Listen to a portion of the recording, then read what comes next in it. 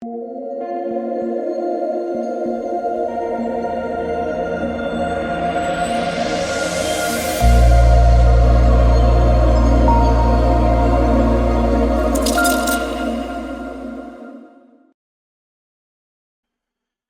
what's going on, guys? It's DK. Back at you with another video here to break down the Wednesday NBA showdown slate. We got Boston, we got Miami. This series has not been great to watch, really. Basically been a lot of injuries, a lot of blowouts.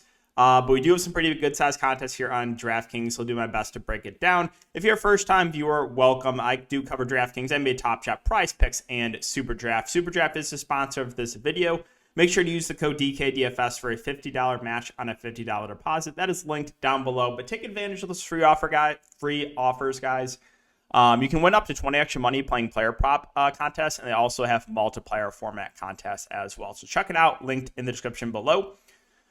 And if you guys are looking for premium content, you can check out my Patreon linked down below as well. Cover the NBA, USFL, and esports. But all right, let's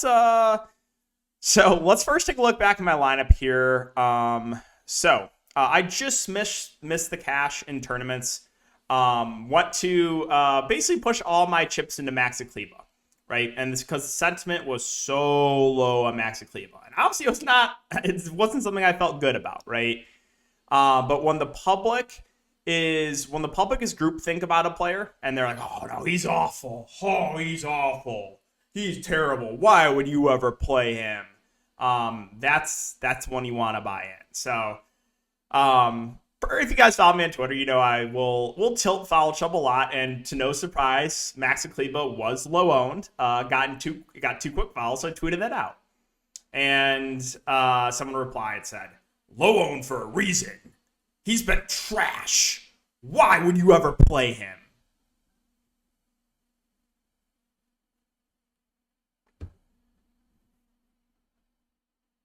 I got those same comments when I was recommending Jaren Jackson Jr. Why would you? Jaren Jackson doesn't have upside. He can't stay out of foul trouble.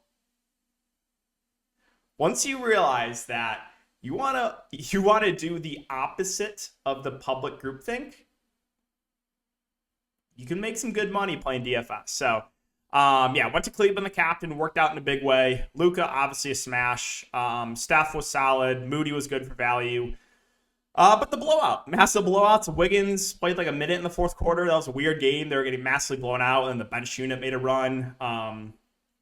Poole also was massive foul trouble. He fouled out. Just like, so much pain. But someone in the Patreon live stream asked me, they're like, okay, how should we build out a lineup if they think Dallas is going to blow them out? And I was like, okay, well, let's mess around with this on Patreon. So this is the lineup I came up with. Luka and the captain with Brunson, Kleber, Dinwiddie, Finney-Smith, and Kuminga. The reason was obviously, okay, so Dallas is going to blow them out. You know, basically majority of the starters are going to do really good. And then if the game blows out, Kuminga's the guy that you want. Now, we did actually see Kuminga in the regular rotation, but if you guys check the winning lineup on Draftkings tonight, this was the winning lineup. Luka and the captain with Brunson, Kleber, Dinwiddie, Dorian Finney-Smith, and Kuminga. I literally built this out in the Patreon live stream. First place, I think it was split between like 15 people, winning $16,000. So congrats, you guys, if you ended up coming up with this lineup. But the struggles of the single entry life, guys. Obviously me, like my one lineup, I'm going to have a really hard time going to line up with that because I wasn't playing for the blowout. But someone asked me that, and I was like, okay, let me build out the lineup for the blowout. Literally the best possible lineup tonight. So, again, if you guys came up with that lineup, congrats. But like I said, the struggles of single entry life for sure. But yeah, that is it for the look back, guys. So let's talk about this showdown slate with Boston and Miami. And like I said, there's just been blowouts basically every single game so far in the series. A lot of injuries. I just don't love this slate because I don't know how healthy some guys are. Like Jimmy Butler looked like a shell of his former self when he's out there. Maybe the extra 2 days rest will give him, he'll look better. It's tough, right? Trying to gauge how healthy some guys are. Just like everyone's injured. So it's a really tricky slate, I'm not going to lie. But starting at the top here with Boston, we have Tatum and Brown, 10K and 10.8. I mean, for me, I'm just going to give that to Tatum, right? When they're that close in price, I'm just going to prefer Jason Tatum over Jaylen Brown because he just has normally a higher floor, higher ceiling. When they were like, $2,000, $2,500 apart, that's where I start to lean Jaylen Brown. But with the prices the way they are, I do prefer Tatum. Now, that doesn't make Brown out of play. Jaylen Brown can definitely outscore Jason Tatum. He does clearly have a ceiling. I just think I lean Tatum over Brown here when they're basically the same price. Now, Marcus Smart's at one of the big pieces of news we're keeping an eye on. He's questionable. He missed the last game. That will open up some value. If he misses, Derek White, Peyton Pritchard will split the point guard duties. Now, I played Derek White in the captain last slate. Like I said, one of the few things I got right, just because the public sentiment was so low on Derek White. Now, sure, we probably got a little bit of an outlier game, 13, 8, and 6, 3 steals and a block, but he did play 41 minutes, and that's really the key point to make here, is as long as Derek White doesn't play awful, and the same thing I said about Maxi Kleber last video, as long as Derek White doesn't play awful, he's going to play big minutes if Marcus Smart's out, right? Because he's a good defender, and he's really like their only other option. Like, Pritchard's solid offensively, but will get picked on defensively. So as long as White doesn't play awful, he's going to play pretty big minutes and would look like a decent play. You could also look to Pritchard, who I think is a little bit riskier, also a little bit pricier. Now, Pritchard, the better point per guy of the two, but probably sees less minutes. But yeah, those two really get the big bump there if Smart is out. Now, Smart is in. Marcus Smart himself, I think, makes for a good play at 8K.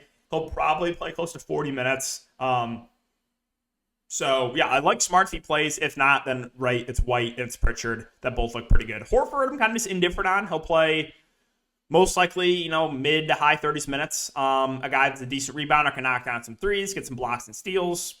I think he's a perfectly fine play. Rob Williams is 6'4", so didn't play a ton last game. He's also questionable once again with a knee injury. I played 19 minutes last game. I think on average we're going to low 20s minutes for Rob Williams, which makes him a solid option. He'll be productive when he's on the court, but I don't think we get huge minutes from him unless there's some foul trouble like Horford. So more of a secondary play for me there. And then that's really it for Boston. You saw a little bit of Naismith. Played 9 minutes last game, but I don't think I want to go there. I don't think Tice plays in this game unless the game turns into a massive blowout. So really, it's going to be the main 7 guys here if Smart is out, that being Tatum, Brown, Horford, Williams, Pritchard, Grant Williams, and Derek White. Now, Grant Williams is just there also. He's going to play big minutes. Most likely not going to do a ton for you, but if he gets hot behind the three-point arc, we know he does have a ceiling. It's just more often than not, he's probably going to get you, around 15, 20 fantasy points, which makes him like okay, but not really a priority play for me. Now on the Miami side, like I said, Jimmy Butler, he's actually not on the injury report. He looked like a shell of his former self last game. So the question, like I said, is how healthy he is. I'm going to assume he's relatively healthy, but again, he didn't look like himself last game. I do think, he's going to play around 40 minutes in this game. He's going to be the go-to guy. So like Jimmy at the top, Bam, I just don't know what to make of Bam in a bio. He had the one big game 2 games ago when Jimmy Butler went down. Other than that, he's kind of struggled. I honestly don't know what to do because here's the thing. Ownership has still been pretty high in Bam. He was 80% last slate. If he was low owned, I would like him. But the ownership is still high, so I just don't know what I want to do with Bam. He's going to play about 35 or so minutes if there's no foul trouble. The usage has not been high in the playoffs, but that doesn't mean he can't have a good game, right? We saw 2 games ago. In the first half, Bam was still having a good game even when Jimmy was playing. So he at least can still have a good game when Jimmy's in there. It's just, which Bam we're going to get. So I think makes it tougher for me to break down Bam and what I want to do with him, especially because I think the ownership is still going to be relatively high. Now, Lowry at 6'8", expect him to continue to play. He's been dealing with a hamstring injury. I think he plays around 30 minutes, which makes him a fair play. Not a guy with a super high ceiling, but should be a pretty big part of this rotation. Max Strus, at least the Strus slappies were finally severely punished. Played 15 minutes, shot 0 of 7. Let me tell you, these 2 games here to end the Philadelphia series just caused me so much pain.